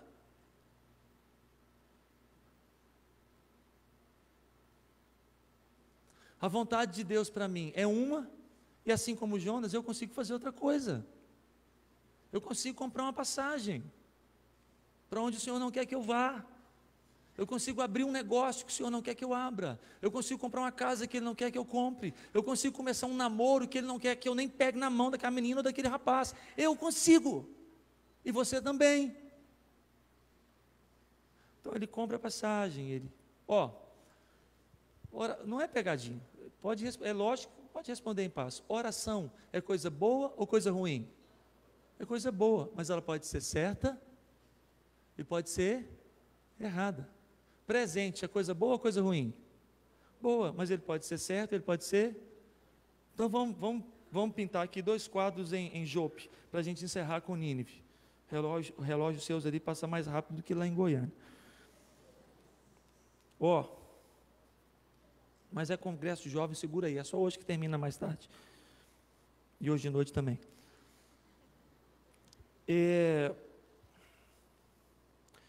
Teve uma igreja presbiteriana que na época que mudou os inários da sociedade Casa Editora Presbiteriana, ela estava quebrando, e eles tentaram fazer algo para salvar a Casa Editora Presbiteriana, e Deus depois colocou luz e disse por que ela estava quebrando, uma confusão que estava sendo feita lá em pecado, e foi descoberta, porque a igreja é do Senhor Jesus. Aí eles tentaram salvar, fazendo a igreja toda comprar inários. O propósito não foi bom. Inventaram para a gente que iam mudar as letras dos hinos, porque não estava boa. Aí fizeram, na época dos inários presbiterianos, você vinha para a igreja, trazia a Bíblia, em tempos que não tinha projetor, nem descrito de transparência. A gente, para cantar, a gente tinha, olha gente, eu estou com 45 anos, eu estou velho, hein? Para a gente cantar, as coletâneas de cântico ficavam no banco. E a gente trazia de casa a Bíblia e os inários. A gente cantava, a gente sabia de cor qual que era o 32, Tu és fiel, Senhor. A gente sabia de cor qual que era o 277, firme nas promessas do meu Salvador. A gente sabia de cor qual que era o 26 e o 27, as grutas, as rochas imensas do mundo, do grande esplendor. Então minha alma canta disso, a gente sabia de cor. E eu me lembro que eu criança, a igreja sempre cantava os mesmos, eu menino, né? Menino. Então, na hora que abria, 27, 32, tinha 400. Aí eu abria assim, aleatório, falava com a minha mãe assim, por que o pastor não canta esse? Aí minha mãe, porque ele não sabe. Aí, e esse? Ele não sabe também não. Minha mãe sabia quase todos. Aí, minha mãe muito joia. Essa igreja presbiteriana, Mudou os inários. Aí a dirigente avisou. Olha, vamos mudar os inários, porque vai mudar em nódia, a letra, vamos fazer os arranjos melhores e tal. Então, nossa igreja conseguiu, o pastor, o conselho, nós estamos disponibilizando a 10 reais, eu não lembro o valor da época, mas vou estar aqui. 10 reais, então, por favor, todos tragam os inários antigos, peguem o novo e vamos cantar com o novo. Um membro da igreja, uma senhora, não trocava o inário dela. E na hora que a igreja ia cantar, ela cantava muito alto. Aí o pessoal que já tinha trocado o inário cantava numa letra. Aquela dona sozinha cantava na letra antiga e tampava todo mundo. E aquele negócio foi irritando a dirigente, foi irritando. Olha, e os hinos nem mudaram muito. Era assim: Tu és fiel, Senhor, Tu és fiel, Senhor, dia após dia te mostras assim. Aí mudou: com bênção sem fim, Tua mercê me sustenta e me guarda. Tu és fiel, Senhor, até o fim. Aí mudou: fiel a mim. Cá para nós, não mudou não, né, gente? Foi só para vender mesmo. Fizeram a conta, quantos mil, tanto 10, sai. Deus não gostou, mas é outra coisa, outra pregação, outra coisa. Aí ia cantar o outro, vê se mudou, esse é pior. Conto essa história cantando assim: na cruz foi Cristo morto por mim. Conto essa história cantando assim: na cruz foi Cristo morto por mim. Cantei a versão antiga, agora eu vou cantar a nova e ver se mudou. Conto essa história cantando assim: Cristo na cruz foi morto por mim. Conto essa história cantando assim: Cristo na cruz foi... Tá de brincadeira, não tá não? Só queria vender mesmo, não era não? Aí o povo cantava: na cruz foi Cristo. Aí a dona sozinha abafava todo mundo: Cristo na cruz foi... E aquele negócio foi irritando, foi irritando. A igreja toda cantava hino novo: fiel a mim. Ela sozinha abafava todo mundo: até o fim. Um dia, a dona irritada em Jope, o lugar das atitudes erradas. Segura o inário aqui. É esse aqui, de carrinho. Aí a dona deu um aviso irritado. Aviso é coisa boa ou coisa ruim? Coisa boa, mas pode ser dado de forma certa e de forma... Tarsis é o lugar Tarsis é o lugar dos desejos maus. Fala com quem está do seu lado assim: não vai para Tarsis não. Fala com ele: não vai para Tarsis não. Vai para Tarsis não. Tarsis é o lugar dos desejos maus. Jope é o lugar das atitudes erradas. Agora fala com quem está do seu lado assim: cuidado com Jope. Então, cuidado com Jope. Cuidado com Jope. Cuidado. No começo da mensagem eu falei para vocês que nós somos muito parecidos com Jonas. E nós podemos fazer como ele. Nós podemos dar aviso em Jonas. Nós podemos dar presente em Jope. Nós podemos, que é o lugar das atitudes. Nós estamos fazendo uma coisa boa, da maneira... Jonas em Jope, se ele faz oração, é uma coisa boa, só que a oração está sendo feita do jeito... Você está entendendo isso? Aí a dona encerrou o culto da manhã assim: hoje é o último domingo que nós vamos tolerar inários antigos. A partir do próximo domingo nós não vamos aceitar isso mais nessa igreja. Os irmãos ouviram? Ficar em pé, vamos encerrar. Aí fez aquela oração que bate ali e volta assim. Já viu aquelas orações que acho que não chega nem no projetor ali? A oração já fala assim: ó, Senhor Jesus, pum, cai no chão. Aí, na hora que terminou o culto, a dona nervosa saiu, foi na dona do inário antigo e falou assim: me dá esse inário aqui. Vou te dar um de presente. Você não tem dinheiro para comprar um inário, não? E foi embora. No outro domingo, deu um presente para ela. Um presente. Só quer ganhar um assim? Eu não. Aí ela chegou: toma de presente. E vê se canta na letra nova. A dona foi para casa, ficou triste. Aí a turma da pacificação se reuniu. chamaram as mulheres da SAF e foram visitar a irmã. Aí chamaram a dona irritada e falou assim: você vai lá pedir perdão para ela. Aí ela disse assim, ela estava errada. Aí eles falaram assim, mas vai com a gente. Aí ela falou assim, mas ela estava errada. Mas vai com a gente. Aí foram juntas. Aí chegaram na casa, e era de tarde, e entraram, e abraçaram. E, minha irmã, vamos direto ao assunto. Nós viemos aqui para fazer um culto ao Senhor. Vamos cantar o hino tal. Aí cantou o hino tal, no inário novo. Vamos ler um salmo. Aí rodearam um pouco. Aí falou assim, agora vamos ao que nós viemos fazer. Irmã, a palavra é sua. A irmã nervosa virou e falou assim, pedir perdão é coisa boa ou coisa ruim? Mas pode ser feito da forma certa e da forma... Você está entendendo isso? Jope é o lugar das atitudes. Toma cuidado com Jope. Aí a irmã virou e falou assim, em primeiro lugar, eu não queria estar aqui. Eu vim aqui porque elas me forçaram. Em segundo lugar, eu não estou errada, a senhora está errada. Em terceiro lugar, me perdoa. A dona, perdoa. Isso era terça ou quarta-feira. Na sexta-feira teve reunião de oração na igreja. Aí o pastor começou a reunião assim, meus irmãos, vamos começar orando pela dona fulana, a dona irritada. Porque hoje à tarde, o carro do filho dela foi roubado. Aí eu no banco, 12 ou 13 anos, fiz assim, yes!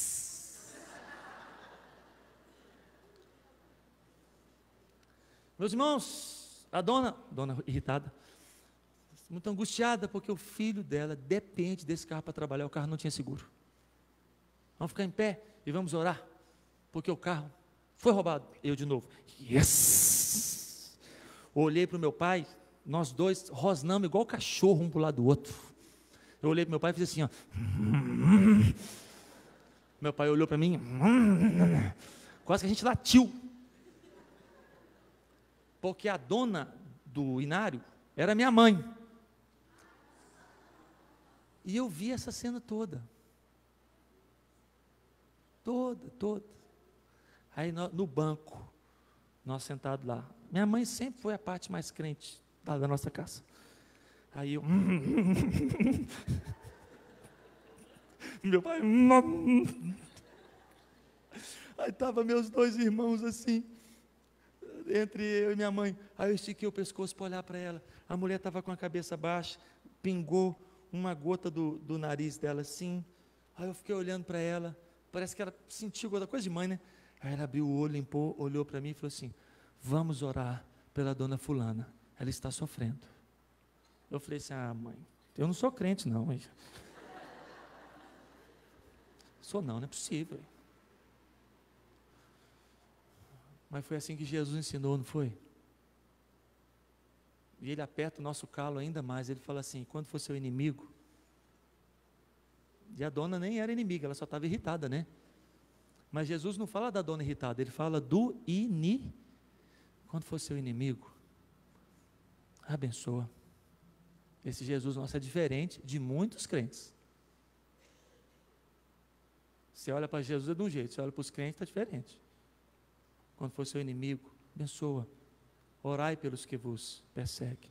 Porque se você não fizer isso, que diferença você vai fazer? Orar pelos que te abençoam, todo mundo faz. Tratar bem quem te trata bem. Só que o que você está crendo não é filosofia humana, é o meu poder, é o Evangelho, é Deus na sua vida. Você vai conseguir amar. Então, minha mãe. Então, atitude errada, eu luto até hoje, tá bom? Para eu tomar cuidado com Jope, geral, na minha vida e na minha história. Essa última aqui, para a gente ir para Nínive, gente, vou tentar.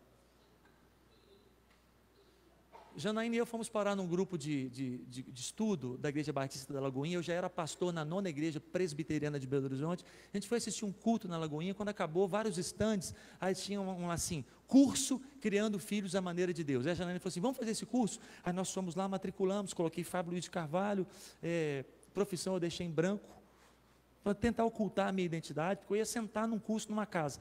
No domingo a gente colocou assim, igreja com milhares de membros, quando é organizado é outro nível. igreja pode ter milhares de membros que eles veem você. Eles ligam para você, é um negócio impressionante, milhares de membros. Coloquei um negócio lá no sábado, na terça-feira me ligou. Queria falar com o Fábio, é ele. Fábio, meu nome é William, eu sou da Igreja Batista da Lagoinha, eu sou o membro da igreja que vai dar o curso Criando Filhos da Maneira de Deus, vai ser na minha casa, pelo seu endereço, eu moro no Cachoeirinha, você mora no bairro tal. Eu falei, William, tudo em paz, você tem quantos filhos? Eu falei, um filho só. Quantos anos? Tantos anos, que legal. Sua esposa, Janaína, vai começar dia tal, a reunião na minha casa, vou te dar o endereço, deu o endereço. Na hora que estava chegando perto, ligou de novo, Fábio, é amanhã, está lembrado? Você pode trazer um pão de queijo para a gente fazer? Posso trazer, já gostei do cara pelo telefone. Quando eu cheguei lá, 5 casais, 10 pessoas, apostila, coisa muito bacana, pagamos a apostila. Eu tentei manter em sigilo que eu era o Clark Kent, mas eu não consegui. Quando chegou lá pela terceira encontro, eles descobriram que eu era pastor. Que pergunta demais, né? Eu estava querendo fazer o curso todo sem saber que eu era pastor, aí descobriram que eu era pastor.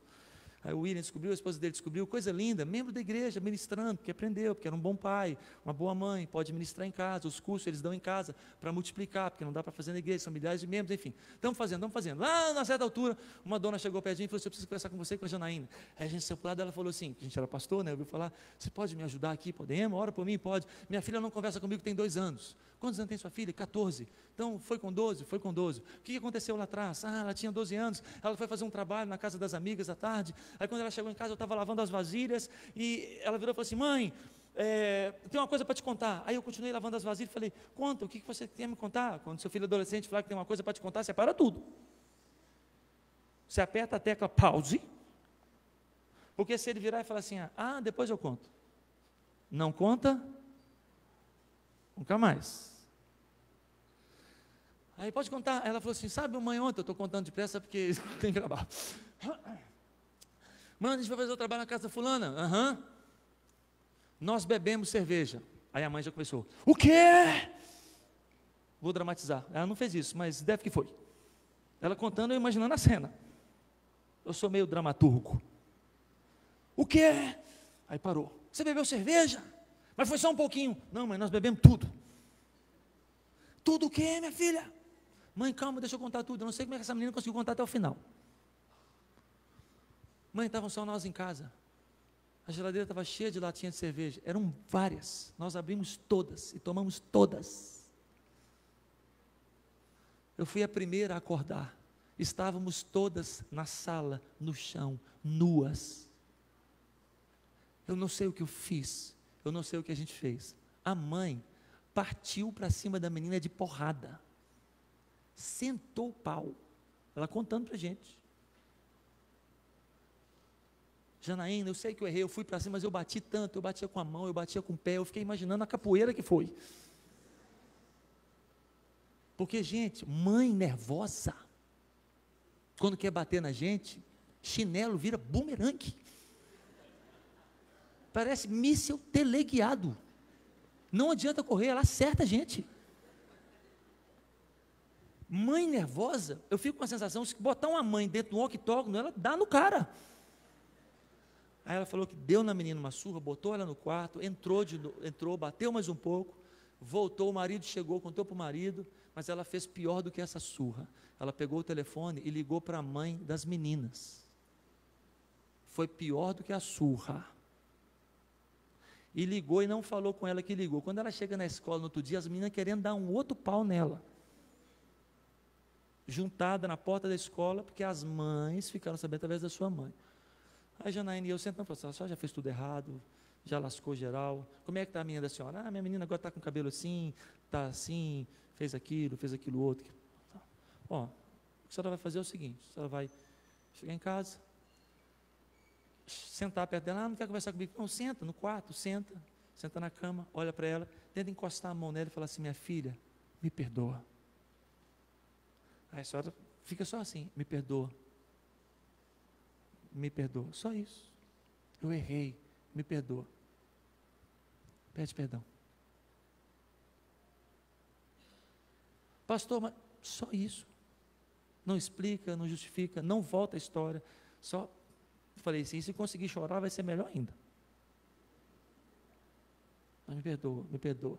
Aí na hora que ela baixar a guarda, abraça. Beija a cabeça dela. E a tacada final. Fala no ouvido dela assim, eu amo você. Me perdoa. Disciplinar filho é coisa boa ou coisa ruim? Boa, mas pode ser feito do jeito certo e pode ser feito do jeito. Entendemos isso juntos? Pronto, desculpa ter demorado. Vamos encerrar agora orando com Nínive. O irmão, toca lá um louvor lá no teclado para a gente orar junto com os meus irmãos aqui em 6 minutos. 11, 16, 22, eu consigo terminar. Tarsis é o lugar dos desejos maus. Jope é o lugar das atitudes erradas. E Nínive? Nínive é o lugar das respostas certas. Você tem que encontrar a sua Nínive. Você tem que ir para lá. Ali tudo vai acontecer. Ali as coisas vão florescer. E vamos entender, assim, historicamente, rapidinho, porque que Jonas não queria ir para Nínive. Você percebe que ele não queria demais, ele não queria muito. Quando ele está no navio, ele é acordado. Eles estão invocando os deuses deles. O navio vai cair. Eles falam assim: quem é você? Ele fala: eu sou hebreu. Eu sou profeta do Criador dos céus e da terra. O meu Deus é altíssimo. Ele manda no vento, no céu, na terra e no mar. O seguinte, o Jonas devia ter feito isso. Capitão, vire o navio de volta para Jope. A tempestade vai cair e vai parar. Capitão, vire o navio de volta para Jope, a tempestade vai parar. Eu estou desobedecendo a Deus. Jonas fez isso? Não fez. O que ele fez? E eu encerro aqui. Pode escolher, meu irmão, o louvor que você quiser, ficar tocando aí para a gente orar ali. Jonas fala assim: me joga dentro d'água. Me joga no mar que vai resolver isso. Me joga dentro d'água. Lê o texto. Eles tentaram não jogá-lo. Depois de conversar com Jonas, tentaram não jogá-lo. Eles temeram a Deus e tentaram não jogá-lo. Quando viram que não conseguiram, jogaram ele dentro d'água. Fizeram um culto para Deus, pediram perdão para Deus. Pediu que o Senhor não os punisse.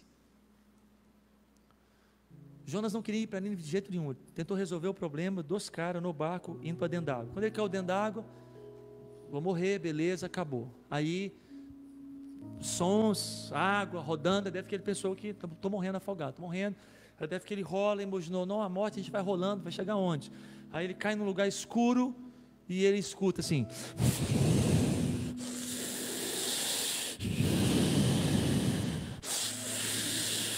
Deve que ele falou assim: eu não acredito que eu estou vivo. Deve que esperou um pouco mais, viu que estava vivo, na escuridão daquele ventre gigante, apalpa tudo, deve que percebe no movimento do peixe e no som do coração: eu não acredito que eu fui engolido por um peixe. E foi. 1, 2, 3 dias, lê na Bíblia depois, ele ora depois de 3 dias, por isso que ele ficou na barriga do peixe 3 dias, se ele tivesse orado quando ele caiu, lê lá depois. Ao 3º dia, ele não queria nem falar com Deus. 3º dia ele fala com o Senhor, capítulo 2 todinho, faz uma oração linda, pensando que ele ia morrer, tipo oração de crente que está na UTI, fica crente, acha que vai morrer, aí Deus vai e ressuscita ele, o crente quase que não gosta, porque fez um tanto de promessa, agora vai ter que cumprir tudo. Com 20 anos de pastor, eu já vi várias, você pegar crentes na UTI, é lindo, perdoa todo mundo, fica generoso, acha que vai morrer, aí Deus vai e traz o defunto de volta, o Lázaro. Eu já vi crente, tipo assim: meu irmão, Deus te deu vida, é quase que ele fala assim: pois é, puxa vida, porque ele está lembrando de tudo que ele prometeu, para o filho, para a filha, para o genro, para mim que sou pastor. O Jonas está desse tipo, na UTI achando que vai morrer, faz as promessas tudo para Deus. O auge da promessa é quando ele fala assim: o que votei, pagarei.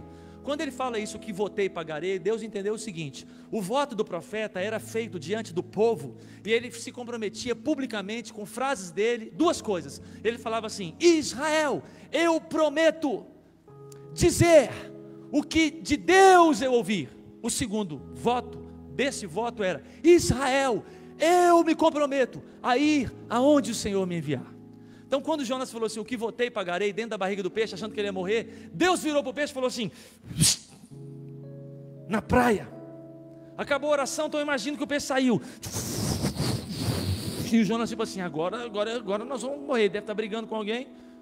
Você que conhece o texto, viu que ele não está morrendo. O peixe vai até na praia mais perto da região, onde se chegava em Nínive, e o peixe chega ali. Deus podia virar para o peixe e falar assim, espirra.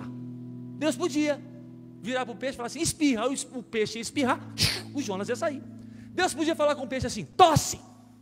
Deus podia falar, tosse. Aí o peixe ia tossir, o Jonas ia sair. Mas Deus já estava bravo. Tem hora que Deus fica bravo com a gente. Deus virou para o peixe e falou assim, vomita.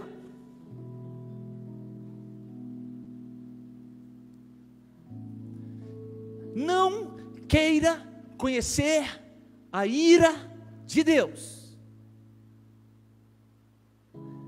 Crentes e até profetas conhecem também. Deus vira para o peixe e fala assim, vomita. Gente, vomito de qualquer bicho é vomito. Vomito de cachorrinho de dondoquinha. É uma carniça. Agora você imagine o vomito de um grande peixe. É um grande vomito. Aí sai o profeta, todo vomitado. Limpa. Coisa da minha cabeça. Coisa da minha cabeça. Eu imagino que quando ele saiu, ele olha para trás. Coisa da minha cabeça, do meu filme, se eu fizesse. Eu imagino ele olhando para trás e vendo só a cauda gigante.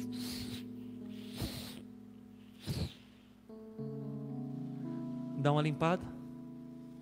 Olha para cima e diz, eu vou, Senhor. E vai para Nínive. Eu tenho que encerrar porque eu estou empolgando, mas Jonas é barra pesada demais.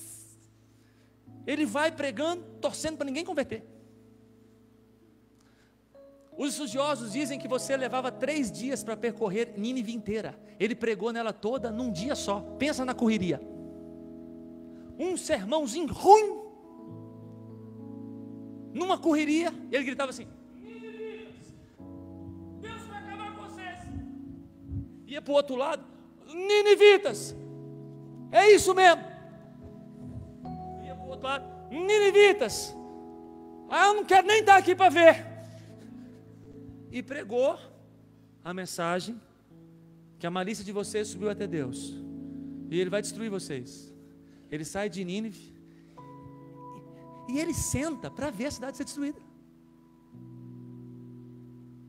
Ele não senta para ver a pessoa arrepender. Ele não senta para ver a pessoa converter. Ele senta para ver Sodoma e Gomorra, versão Steven Spielberg. Aí ele fica todo nervosinho com Deus, quando 120 mil pessoas se arrependem. O arrependimento foi tão grande, que o rei mandou até os animais fazer jejum e cantar as músicas do Purpose com eles. Lê lá. É um livro da Bíblia que termina com uma pergunta, que Deus pergunta e Ele não responde. Mas enfim, preciso encerrar. Nínive é o lugar das respostas. Se você achar Nínive e for para lá, coisas maravilhosas vão acontecer. E encerro dizendo assim, mesmo que você não queira. Por que Jonas não queria ir para lá? Porque Nínive era a capital dos assírios. A Síria guerreava contra Israel direto. Quando um povo atacava o outro, um povo mata o rei do outro, os profetas do outro, os sacerdotes do outro. Jonas é filho de profeta. Ele cresceu na ameaça de que seu pai morresse. E se eu lembrar, chegar no céu e perguntar, eu acho que o pai de Jonas foi assassinado numa das guerras. Eu acho. Chegar no céu, se eu lembrar, eu pergunto. A raiva dele é muito grande. Sempre que uma nação atacava a outra, 3 objetivos bélicos: destruir o templo daquela nação, destruir o rei daquela nação, destruir os sacerdotes daquela nação. Quem viu o filme Troia de muitos anos atrás, quando o pessoal chega na areia e faz isso que eu estou falando aqui? Apesar de ser um filme de uma lenda, é uma lenda com eles chegam na praia, destrói o templo, destrói os sacerdotes e matam o rei. Jonas era filho de um sacerdote, ele cresceu sob a ameaça de morte do seu pai. E talvez o pai dele, o seu Amitai, tenha sido assassinado em um dos muitos ataques que a Síria fazia direto em Israel. Chega no céu, se eu lembrar, eu pergunto, não tem comentarista que diz que isso poderia acontecer, mas eu tenho uma desconfiança forte, muito grande, porque a raiva dele de Nínive é muito grande. E encerro. Onde que Deus cura a raiva do Jonas? Levando ele para onde? Então imagina para onde Deus vai te levar. Ele vai te levar porque Ele quer curar você. Ele precisa curar você. Está ruim, não está? Está ruim, está azedo, né? Então qual é a sua Nínive? O Nínive geral, está à vontade de Deus. Deus, qual que é a minha Nínive? Preciso encontrar a minha Nínive. Encontre a sua Nínive. Última coisa. Fala com quem está do seu lado. Encontre a sua Nínive. Fala com ele. Vamos ficar em pé para a gente orar? Aí a gente encerra aqui. O pastor vai e diz aqui o que nós vamos fazer, o que vai acontecer. Vão em paz. Feche os seus olhos. Vamos orar juntos. Se você quiser orar aqui na frente, sai do seu lugar e fique em pé aqui. Se você tem ido para Tarsis e quer dizer para Deus, Deus, eu estava indo para Tarsis, eu quero mudar a minha história. Se você estava agindo em Jope, vem aqui para frente e fala, Deus, eu estava agindo em Jope, eu preciso cuidar das minhas atitudes. Se você sabe para onde é a sua Nínive e não estava querendo ir, vem aqui para frente e fala, Deus, eu vou para Nínive, me ajude aí. Se você não sabe qual é a sua Nínive, vem aqui para frente e fala, Deus, qual que é a minha Nínive? Qual que é a resposta certa? Eu estou confuso, eu estou perdido, eu não sei, eu não estou indo porque eu não sei. Eu não estou partindo porque eu não sei. Aí sai do seu lugar e fica aqui na frente e nós vamos orar por você. Traz aqui para frente sua Jope, sua Tarsis ou a sua Nínive. Se você tiver, se você entendeu, se o seu coração se encaixou em algum pedaço ou em vários pedaços da reflexão, fica aqui na frente e nós vamos orar juntos. Feche os seus olhos e nós vamos orar.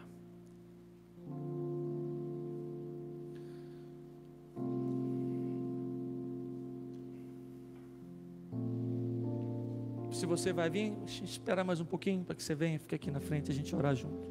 Na hora que você chegar, eu vou pedir aos irmãos da oração e os pastores para tocar nos seus ombros, na sua cabeça e orar por você. Que o Senhor te ajude, te direcione.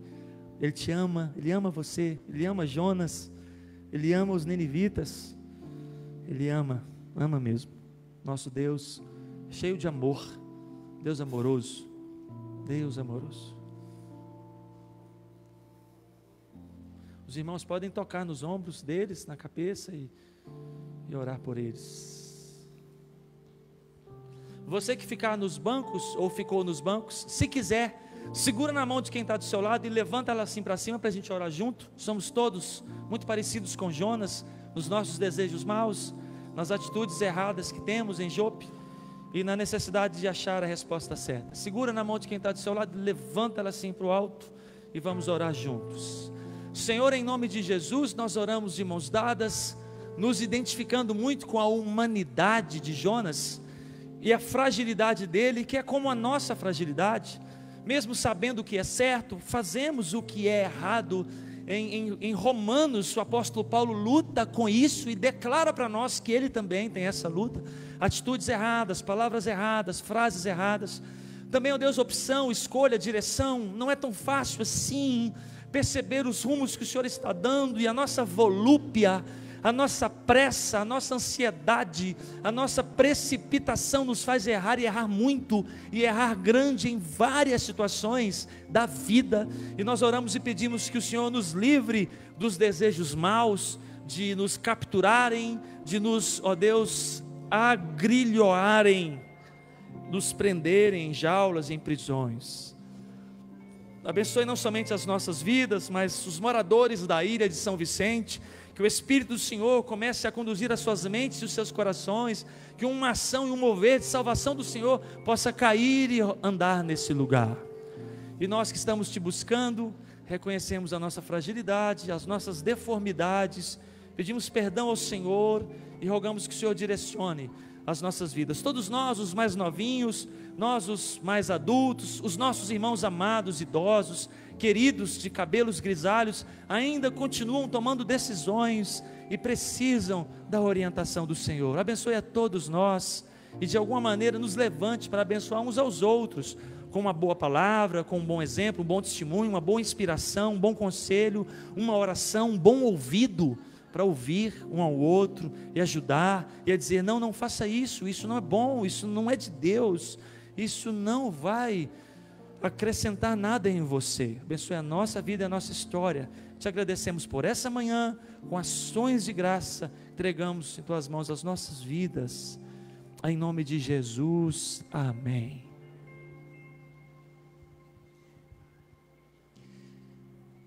Deus abençoe sua vida. Diante daquilo que nós recebemos nesta manhã, e eu vinha pensando essa semana, pastor Fábio, aquilo que nos afasta de Deus não vem de Deus. Seja o namoro, seja algo que esteja acontecendo no seu casamento, na correção com seus filhos, seja a decisão que você está tomando lá na sua empresa, nos seus negócios, no seu trabalho, na sua escola. Muitas vezes as pessoas vêm dos gabinetes pastorais para justificar as decisões erradas que estão tomando. E muitas vezes os pastores se esforçam para querer dar uma direção de Deus. E nós sentimos muitas vezes uma resistência que a pessoa quer ir para Tarsis. Muitas a gente encontra em Jope. Todas as semanas. Encontramos muita gente em Jope, mas encontramos muita gente já no caminho. Que o Espírito Santo possa tocar na sua vida. Você vai dar mais tranquilidade para os pastores trabalhar. Porque tem semanas que nós passamos, semana inteira, buscando gente em Tarsis. Deus tenha misericórdia em nome de Jesus. Pai, nós te louvamos nesta manhã. Obrigado, Deus, porque o Senhor falou profundamente no nosso coração. Aquilo, Deus, que nos separa do Senhor.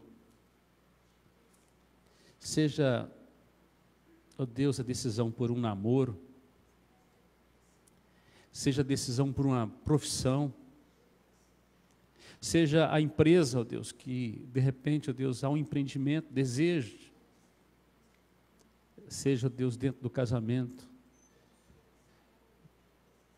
lá na escola, seja as amizades, ó Deus, a viagem que vamos fazer, ou, ó Deus, o ministério que o Senhor nos chamou para servir. Tudo aquilo, ó Deus, tudo aquilo que nos levar para longe daquilo que o Senhor quer para nossas vidas. Que o Senhor possa usar os meios necessários, ó Deus, para nos trazer de volta ao bom siso, ó Pai. Quebranta-nos, impede-nos, ó Deus, da operação do erro, de andar em caminhos os quais o Senhor não vai andar conosco. Sabemos que o Senhor não tem parte na desobediência, o Senhor não abençoa desobedientes, o Senhor não caminha ao lado dos desobedientes, mas daqueles que se quebrantam e se voltam para os seus retos caminhos. Que o Senhor possa, Deus, trazer na vida desta igreja, a começar deste pastor, ó Deus, um coração quebrantado, decisão de mudar de rota todos os dias, ó Deus. E, ó Pai, uma vida decidida a olhar firmemente para o autor e consumador da fé, para que, olhando para Ele, possamos, ó Deus, dar passos sempre direcionados por Sua vontade. Que o Teu Espírito Santo possa soprar todos os dias em nossos, ó Pai, ouvidos espirituais. Que a palavra do Senhor seja a nossa baliza, para que toda decisão que formos tomar, primeiro possamos consultar se é vontade do Senhor na Tua palavra revelada. Que esta luz possa estar sempre, ó Deus, acesa, nos dando direção. Tua palavra é lâmpada para os nossos pés, é luz, é aquilo que nos dá, ó Pai, o norte correto. Que nós possamos, ó Deus, orar antes de tomar decisões, não orar com orações direcionadas, pedindo para o Senhor abençoar aquilo que o Senhor não quer. Tem misericórdia de nós, ó Deus. E todas as vezes que for necessário, nos barre, ó Deus, nos impeça. Não deixe, ó Deus, o nosso navio chegar em Tarsis. Tira a confusão do nosso coração, a perturbação, a indefinição, quando nós encontramos nos portos das decisões. E muitas vezes, ó Deus, estamos ali buscando uma alternativa, uma justificativa, ó Deus, para fugir da vontade revelada do Senhor. Ajuda essa juventude, ó Pai, a não errar com o Senhor. Livra essa juventude do erro, da fraqueza. Que eles possam olhar para o Senhor, dar ouvidos espirituais a eles, ó Deus, que não errem como seus pais erraram.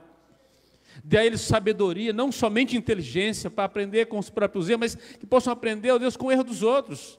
Como olhando para Jonas, Oh Deus, no nome de Jesus, que nós possamos ouvir os bons conselheiros do Senhor.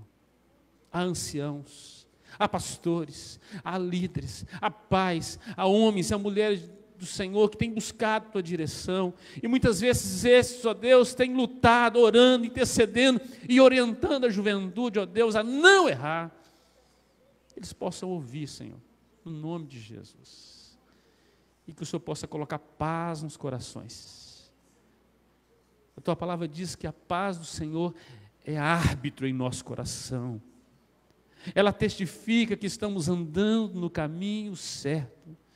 Não há temor quando andamos, ó Deus, no caminho reto, no caminho de luz. O caminho, ó Deus, onde as luzes vão sinalizando e dizendo, está certo. É bênção. É bênção para o casamento, é bênção no namoro, é bênção no trabalho, é bênção nos relacionamentos, ó Deus. Louvado seja o nome do Senhor. Obrigado, Deus, pelo manancial desta manhã.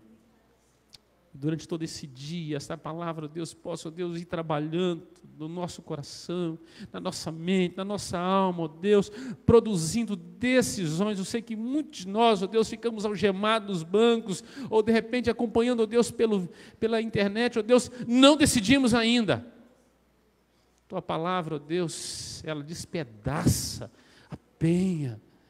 O Teu Espírito Santo é que nos constrange, nos quebranta. Que o Senhor possa continuar operando para a glória do Senhor e para o nosso bem, para que nós possamos perceber somente a Tua vontade. Sabemos, ó Deus, que a boa decisão, ó Deus, não é ver todas as portas fechadas e só encontrar uma porta aberta. A boa decisão, ó Deus, é quando todas as portas estão abertas, mas nós só conseguimos ver a vontade do Senhor para a nossa vida. É isso que nós te pedimos no nome de Jesus. Nos abençoa com isso, ó Pai. No nome de Jesus. Receba a nossa adoração, a nossa gratidão nesta manhã. Te louvamos no nome santo de Jesus. Amém.